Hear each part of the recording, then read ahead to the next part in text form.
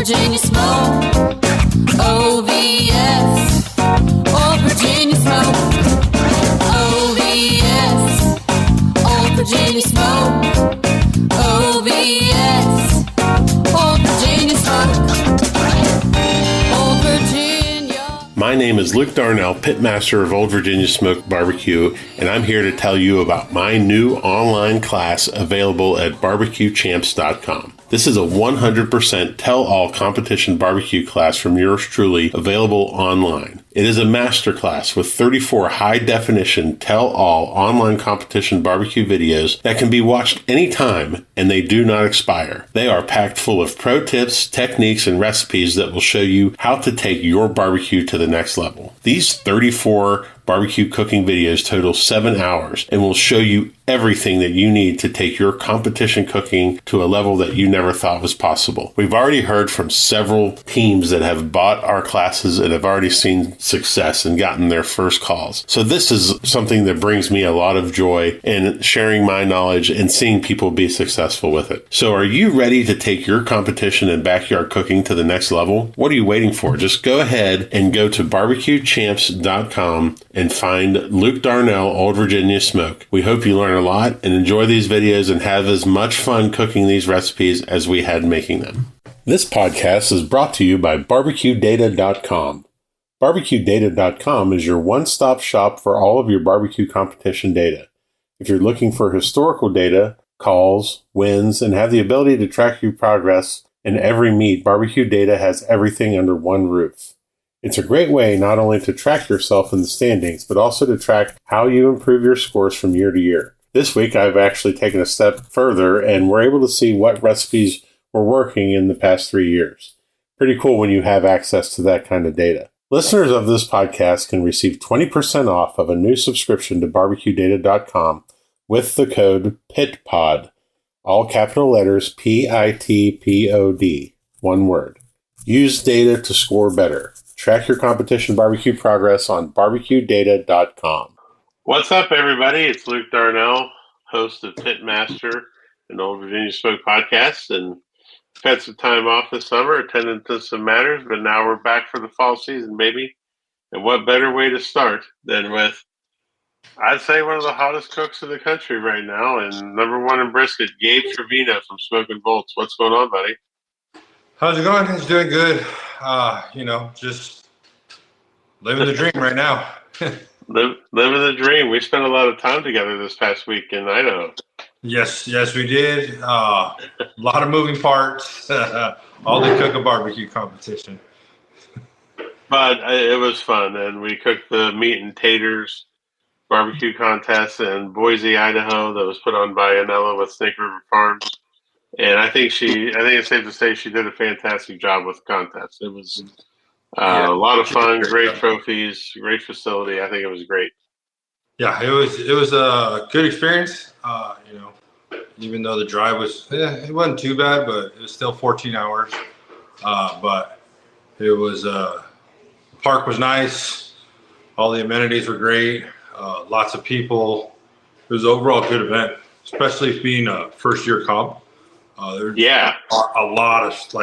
a lot that could have gone wrong that actually didn't, and they hit the nail on the head with that comp. Yep, and you won it, and you won brisket, keeping on the heater. Yes, I did. But I normally have a bunch of the same questions that I ask everybody, but I'm going to start you off with a couple different ones. What's it like cooking between Jeff from Shiggin and Grinnin and Darren from Iowa Smoky D's?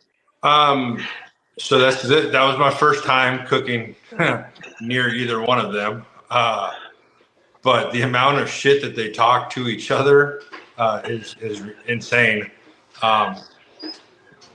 Jeff's a nice guy. He's kind of a princess. So you hear Darren just talk all kinds of shit about how Jeff just shows up late, shows up to cook, and his partner that gets everything ready. If it's not ready, it's his fault. It's never Jeff's fault.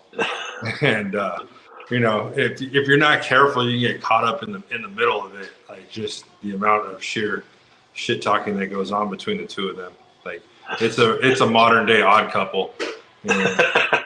like from what I hear, it's even worse when Jeff's with his partner. So I could only imagine. Oh yeah, when Derek's there, Derek's just going to take the brunt of everything. Felix wasn't having that shit, so that was good. Exactly. Yeah, Felix just walk away. But yeah, man, it had, I think, a third of the field had qualified for the Jack. It was and from all over the country, it was a lot of fun. Oh yeah, exactly. It was cool. Like I kind of treated it like a little mini major because of the caliber of teams that were coming in. So, you take all your good meat, try and focus and lock in as much as you can. Yeah, and you definitely had a really nice brisket. It was awesome. It was the envy of all your friends. It was. But we had a really good time out there. We got to go on a tour of the Snake River Farms plant, which I thought was pretty exceptional to see how all that stuff gets done. Oh yeah, it's nice. It was actually pretty cool. Yeah, there's a lot that goes into getting a brisket to your doorstep. You know what I mean? A lot of stuff behind the scenes. A lot of people working, moving fast, and trying to get those quality products out to everybody. And one of my highlights of the entire trip, though, was meeting your dad. He was Arnie is the best. And I got to fill out his security form for the plant tour, and I had to ask him his email. And he goes, Arnie1 @gmail. What do you mean? But he was every bit of that. And I enjoyed every second that I spent with him and with you and with Lamar and a bunch of people that I never get to spend time with. So it was a really good time. It was a great time, actually. So, how does your career and life experiences outside of barbecue prepared you to be a pitmaster on the competition trail? So, by trade, I build power lines. Although it's been some time since I've actually had to build one, supervisor roles. But coming up, when you're building power lines, you can plan as much as you possibly can and try to execute as thoroughly as possible. But every now and then something does go wrong, and you kind of have to be able to make the adjustment on the fly.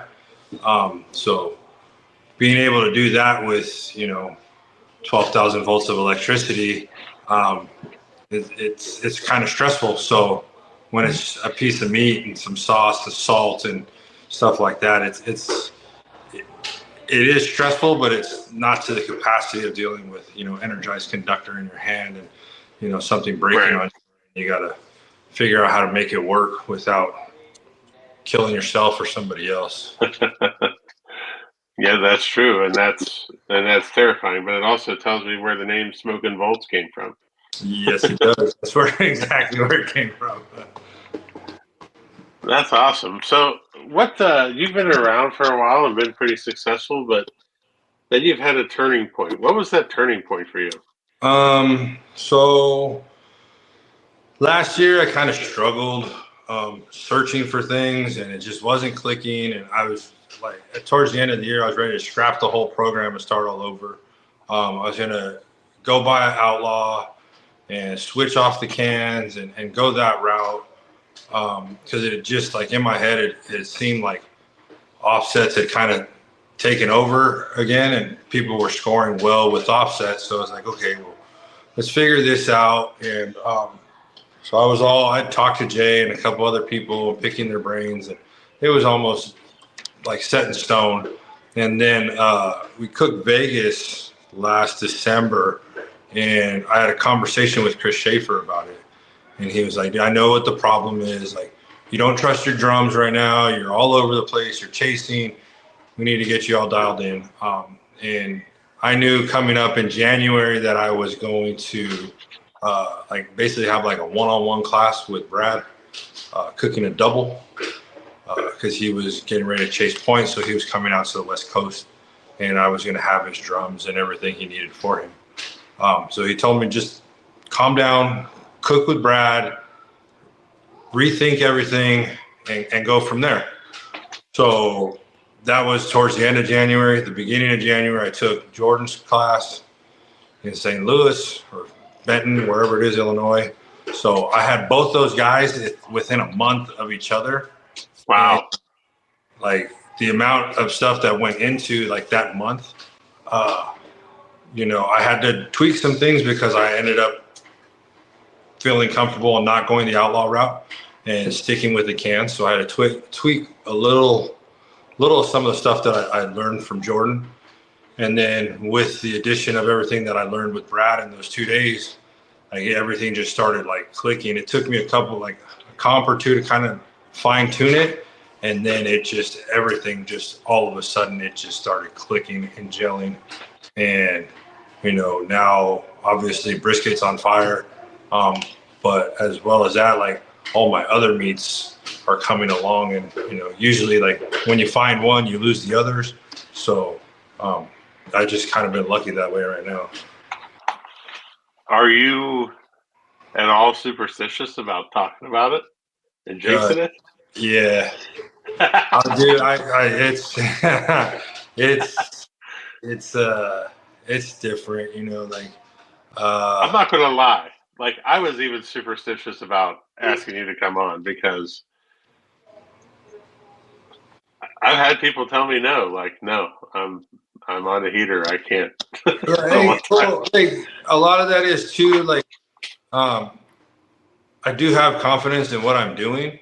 You know, I can see where some of these guys, like, I know Sterling Smith from Loot and Booty. So Smitty tells me all the time, I get bored with my cook, so I try something different. And like now that like I'm trying to be as consistent as possible and replicate the same exact cook every single time, I can see where people can get like bored with their cook, and then like I got to do something different because I'm getting bored. It's like, well, okay, well, you got to change it up, or you want to just keep riding the wave until the wheels fall off of it. So that's kind of where I'm at. And luckily, like those guys, I talk to them all the time, and they relatively keep me somewhat grounded. You know, they like to talk shit, but at the same time, like, hey, dude, like, ride it till it's done. And you have enough knowledge now where if something goes wrong, you can fix it and catch it again and get back on track. So I kind of try not to like think about it that way. I just, you know, That's good advice. Just to be able to just continue just moving forward, you know, and just honestly, like now it is literally trying to replicate that cook every single time to a T. You know, I catch a lot of shit from people because of the way I cook brisket, but hey, whatever, it's fucking working. Well, and that's, you know, I heard some of that smack coming your way this weekend, and Oh yeah, like, Gabe really babies his brisket, and I'm like, well, and I heard it again on Sunday night, and I was like, well, he did whip all of our asses in brisket, so maybe, yeah, maybe you know. we all need to baby some shit a little more. And that's been the thing. Like brisket's been solid, so like my cook is pretty consistent. I run it just about the same every single time. There's little variances depending on like elevation and stuff like that. But like right now, my Achilles heel has been like ribs. So it's up and down and they're all over the place. But like luckily my other three meets have been strong enough where they carry me through competitions. So over the last couple of comps, I've been trying to baby my ribs a little more to kind of find them. Yeah. But like not give them so much attention where I forget the other three and just completely fall off the rails. So it's a gentle balance at this point, trying to like bring that meat along with it to catch the other ones. Because, you know, it's getting ready to be majors and you can't afford to make those little mistakes on some of those because you're just not going to pull it out at the end. Yeah, I'm starting to get to the point where I think, I mean, I've done this for 13 years now, 5 different sets of cookers. And I'm starting to think that you really need to just go all out and baby all 4. Yeah. You know, I don't think that there's a shortcut to it. No, and I think that's kind of what you know, I talked with Chris Webb about it last year, because like my first 2 years I came out hot and I was like consistent, like everything was moving, like chicken was basically automatic. Like there was very few times that like something wasn't right. It was more like me not putting the right stuff in the box or something like that, more so than the cook being bad. And then I think last year I kind of got complacent and started thinking about other things and not focusing and like you said, babying some of the stuff that I should have been babying. And Right. it kind of fell apart last year. It wasn't bad, but it wasn't like great either. Right. And it was kind of just like, hey, this year let's focus and lock it in and see what we could actually do, especially after having those 2 classes basically within a month. It was like, well, let's put this to work. Absolutely. What's been the most surprising thing to come out of competition barbecue for you? Honestly, like from where I'm at now. So when I first started, you hear all the big names and all these guys, and it's very intimidating.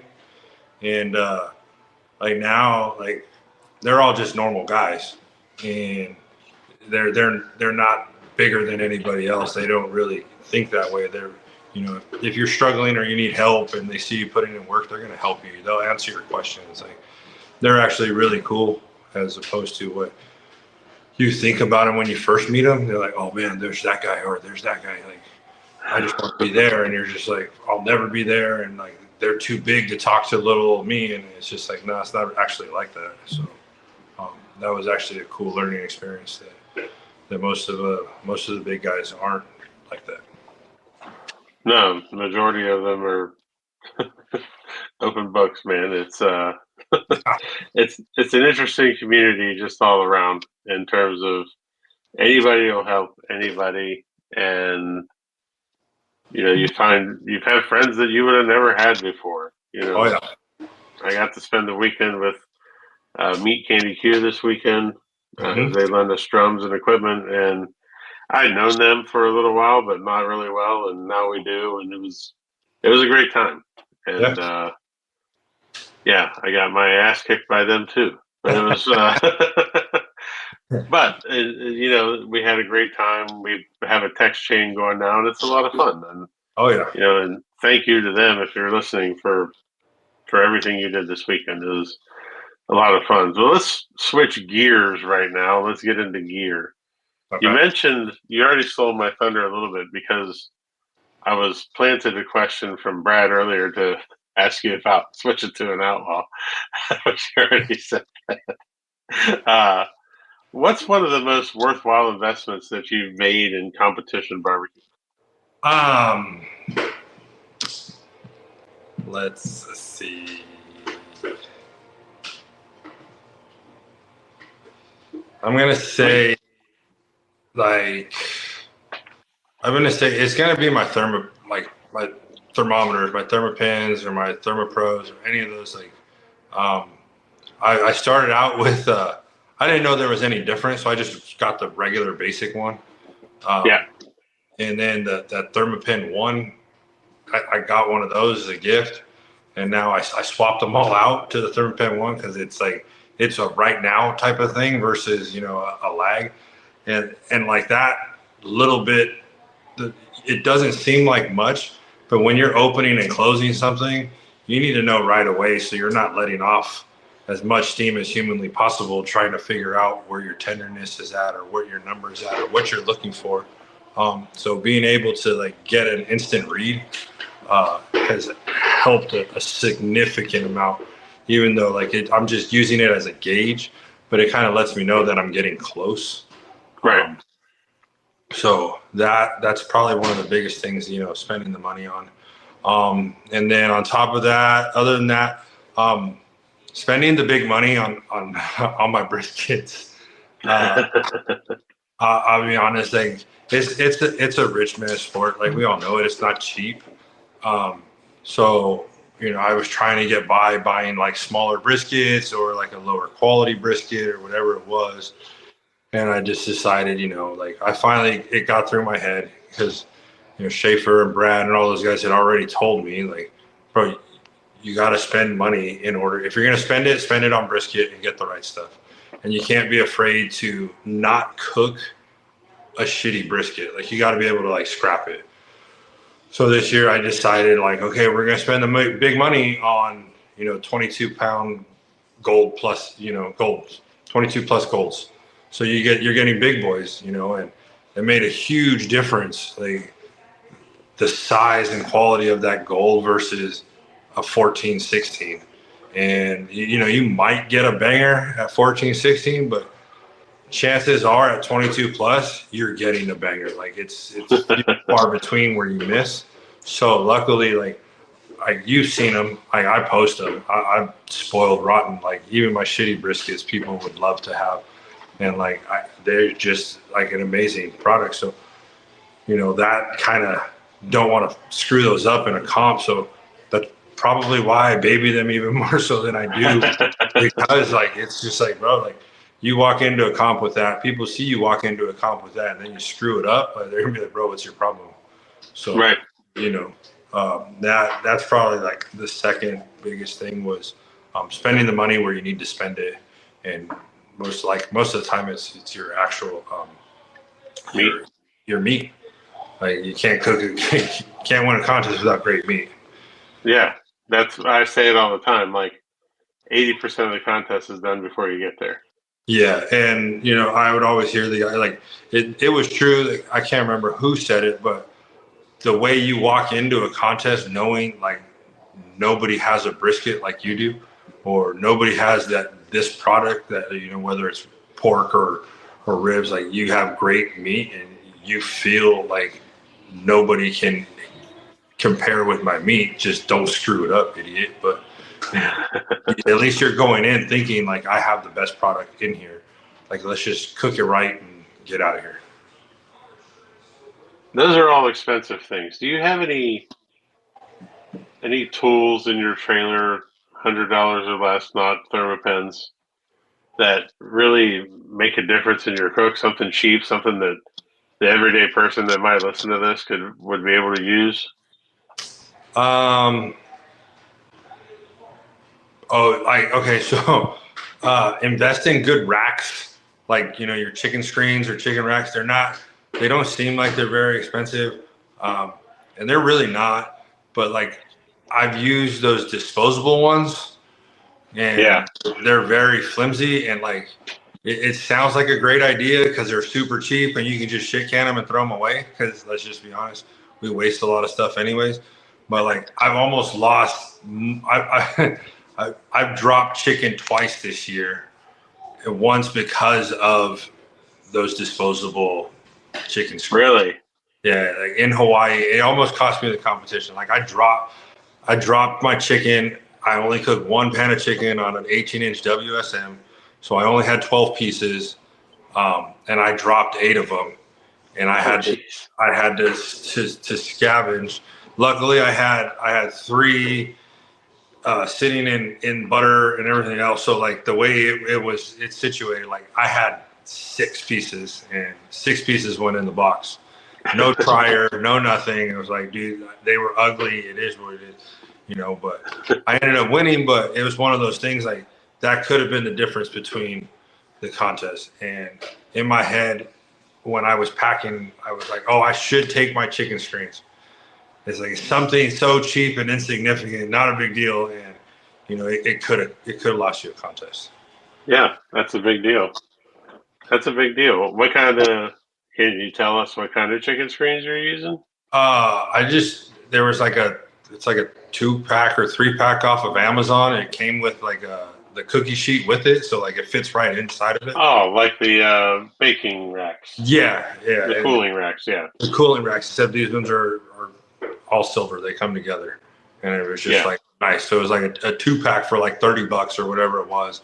And you get the 2 screens, and, you got the pan for them to sit in, and it makes it nice and easy to transfer and everything. And it makes a huge difference. And I use it on chicken, I use it on brisket, I use them on ribs to set everything, just except for pork goes on a rack. Oh wow, pay attention, everybody. You put it all together.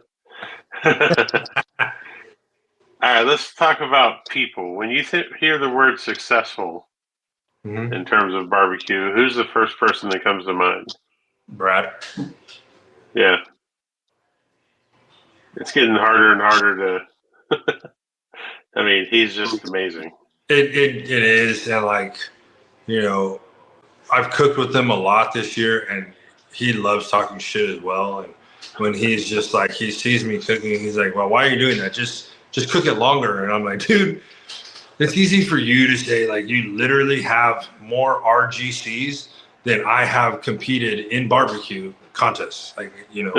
So, and on top of that, like, you open your restaurant, you're using drums. Like, you've cooked more protein on cans than anybody under the sun right now. So when you're like, "Oh, just cook it longer," okay, yeah, cool, but how much longer? You know, I can't touch a piece of meat and be like, "Okay, that needs 6.5 minutes." Like, that's just not where I'm at in my career yet. But like, he can do that. So it's a huge difference when you can get to that level. And so when he says it, it's just like, "Yeah, dude, I'll get there one day, maybe," but like probably not. It's kind of sickening how well he moves around a drum. It's pretty incredible to watch. He has a sense about it that, like you said, I don't know that I'll ever have it. Exactly. Like, I could try, but it ain't gonna be close. Yeah, it's just watching him and watching. You're right. It's a lot of fun. But I've also learned to speak Brad, and I know the more negative he talks about his cook afterwards. Oh, it's terrible. He mopped you. He dog walked you if his shit cook. I should show my text from this weekend's awards, and I'm like, he's talking about how terrible it is. I was like, well, Brad just won this, and then he won. Exactly. Then he won it. I'm like, and God. The face of shock that he gives you, like, "I can't believe I won." I just can't bring myself to be that way. I don't know. It's, but it's entertaining. It is. Are you a superstitious guy? Somewhat. Do you have any habits or rituals or routines that you got to do at a contest? I always wear camo shorts on cook day. So on double, I have two sets. I always have them like in my head. I'm going hunting, so like we're hunting for trophies. So that's why we're wearing our camos. Smitty got me started on that, and like that's just one of those things I do. I have to start the day off on cook day with a white lightning, white monster. Hey, it's just what we do. And yeah, those are the two things that are like a must. Like, there is no deviation from them. I'm going to say the white lightning is a nod to your dad's earring. Yeah. I told him in the car, I'm like, "Arnie, you got to take that shit off before we go in the plant." He goes, "Okay." He never did. That wasn't happening. He took it out, and then he put it right back in. He's like, "No, I ain't dealing with this shit." Just an incredible person. Big music person while you're cooking, though. You love the music. Yes, I gotta have music. Usually it starts out with like rap music in the morning, and then it'll go into country, and then when it's time to finish, we're usually listening to some sort of like reggaeton or like Bad Bunny type stuff.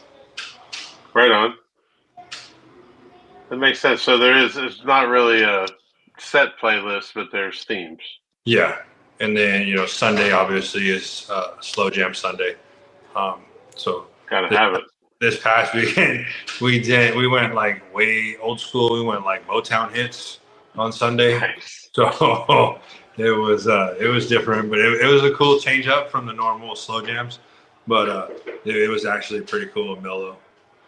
But when it came time to finish, I still changed it to what I needed to change it to. You have to make it what puts you in that mood. Yeah. Is your competition week the same every week? You try and do the same things every day? Yeah. I try to.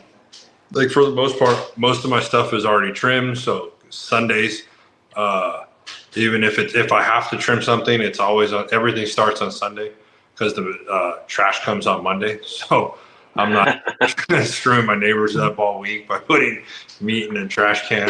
But for the most part, I pull meat out on Sunday, put it in the fridge, and let it come do its thing and thaw out. I'll make all my injections and wraps on Sunday. And then, Monday's kind of an off day. Tuesday, I'll start making sauces and getting everything situated. Wednesday is pretty much get the trailer dialed in, make sure all the rubs are reloaded and everything's in the trailer, and then taking off Thursday usually. I kind of went to trying to get to a comp on Thursday night, so then that way I cruise in as early as possible on Friday. That way I can just have a nice smooth timeline instead of like I don't want to rush around. Yeah, exactly. Like, you show up late on even showing up on a certain time on Friday kind of puts you in a bind. Like I started doing like all my prep work on Friday, so that way everything's injected and done by the time Cook's meeting's done. So then that way I can go have dinner, eat, and then come back, do what I got to do, and then split. I don't really have to do a whole lot, but by the time Cook's meeting's done, is everything's already been where it needs to be. Finally, someone like me. I want to be done by Cook's meeting. Like, I want to enjoy my Friday. Yeah. I have a couple friends that like to come back from dinner Friday and do all their stuff. And I'm like, man. Like, there's just like, I got the last thing I do before I go to bed. Like, I'll come back, but it's to final trim brisket and rub it and put it away for the night. And then that's all of like 15 minutes. Not like you said, I have seen guys that are running the needle at 7, 8 o'clock at night. I'm like, bro, it's not happening. No, it's not. It's I don't know. But I know people that are successful. Yeah. I know people that do that shit at 4 a.m. and exactly. Yep. That too. It's fine. To each their own. I just rather not. That's what's great about barbecue is that there's 1,000 different ways to do this stuff. Oh yeah. Sweet, man. Well, let's get into the rapid fire questions. All right. These are my favorite, and I haven't asked them in a while because we've done some different podcasts and stuff, but I'm kind of excited about this stuff because, I don't know, I've got to know you a little bit, and I want to know what the answers are. What do you see about barbecue on social media that upsets or bothers you? Ugly boxes.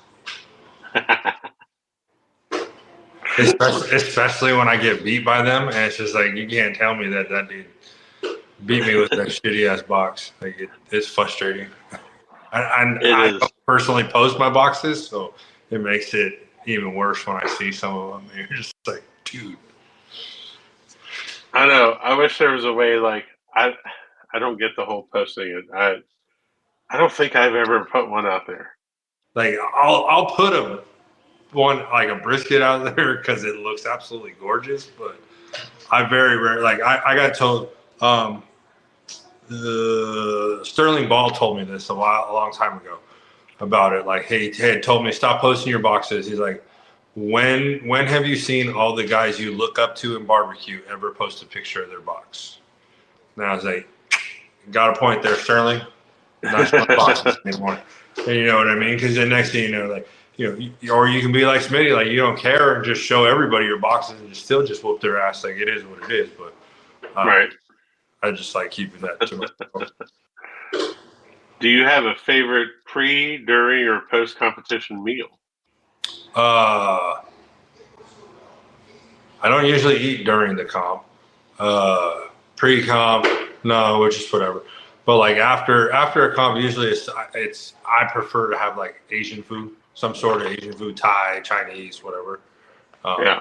Anything but barbecue or some form of barbecue, like a steak or anything like that, I want.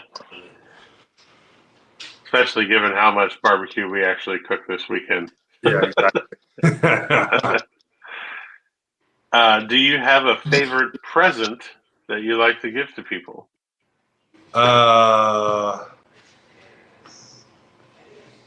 No, not really. I pictures of my brisket that they can only see. Yeah, but no favorite presents. Gotcha. All right, last one. This isn't the last one. If you could have a gigantic billboard anywhere with anything on it, getting a message out to millions, what would it say and why? Oh shit! It would say. I'd like to have Anthony Bourdain's quote on it about barbecue's not the route to world peace, but it's a start, or however that quote goes. Yeah, that's pretty close. You know what I mean? Because, like, let's just be honest. Like you said, we don't see all those people like we did this weekend, and we all had a great time. And it was, we're all over the country. We get together, and you have a good time, like just bonding over barbecue. Like, and it's something everybody can enjoy. I mean, well, mostly everybody, as long as you eat meat. But All right, last one then. What's an unusual habit or an absurd thing that you love?